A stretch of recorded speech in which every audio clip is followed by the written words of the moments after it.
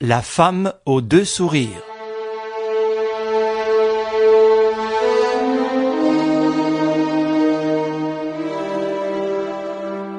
D'après Maurice Leblanc.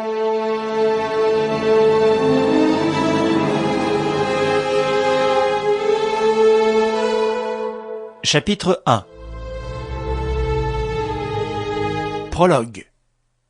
L'étrange blessure.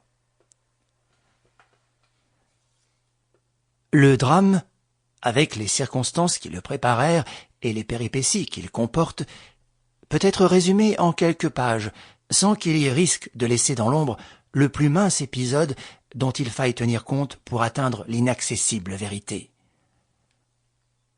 Cela se passa le plus naturellement du monde.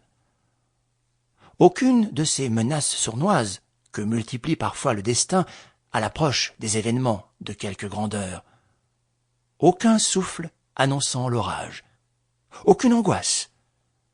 Pas même une inquiétude parmi ceux qui furent les spectateurs confondus de cette toute petite chose, si tragique par l'immensité du mystère qui l'enveloppa.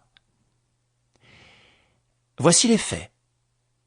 Monsieur et madame de Jouvel et les invités qu'ils recevaient dans leur château de Volnic en Auvergne, un vaste manoir à tourelles couvert de tuiles rousses, avaient assisté à un concert donné à Vichy par l'admirable chanteuse Élisabeth Ornain.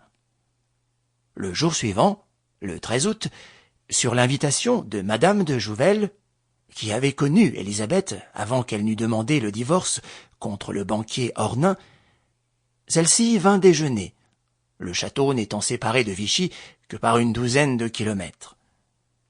Déjeuner fort gai.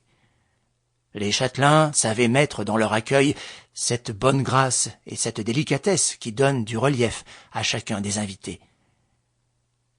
Ceux-ci, au nombre de 8, faisaient assaut de verve et d'esprit.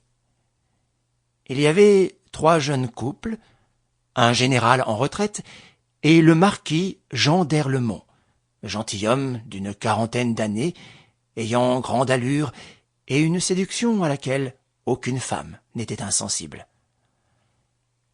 Mais l'hommage de ces 10 personnes, leur effort pour plaire et pour briller, allait vers Élisabeth Ornain, comme si, en sa présence, aucune parole ne pouvait être prononcée qui n'eût pour motif de la faire sourire ou d'attirer son regard.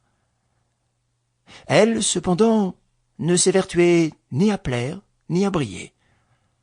Elle ne laissait tomber que des phrases assez rares, où il y avait du bon sens, de la finesse, mais point d'esprit, ni de vivacité.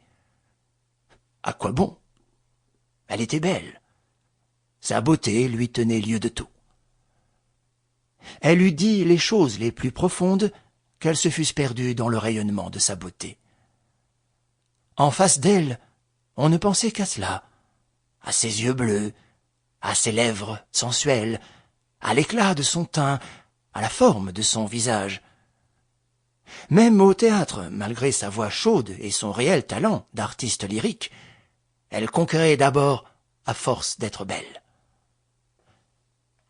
Elle portait toujours des robes très simples, que l'on n'eût pas remarqué davantage si elles eussent été plus élégantes, car on ne songeait qu'à la grâce de son corps, à l'harmonie de ses gestes et à la splendeur de ses épaules.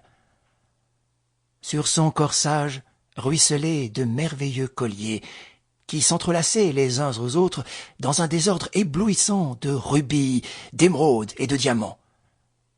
Si on l'en complimentait, elle réprimait l'admiration avec un sourire. « Bijoux de théâtre! Mais j'avoue qu'ils sont bien imités. »« J'aurais juré, » disait-on. Elle affirmait. « Moi aussi. Et tout le monde s'y laisse prendre. » Après le déjeuner, le marquis d'Erlemont manœuvra de telle sorte qu'il réussit à la tenir à l'écart et à lui parler en tête-à-tête. Elle écoutait avec intérêt et un certain air de rêverie. Les autres invités formaient groupe autour de la maîtresse de maison, que cet aparté semblait agacer. « Il perd son temps, » murmurait-elle. « Voilà des années que je connais Élisabeth. » Sample complete. Ready to continue?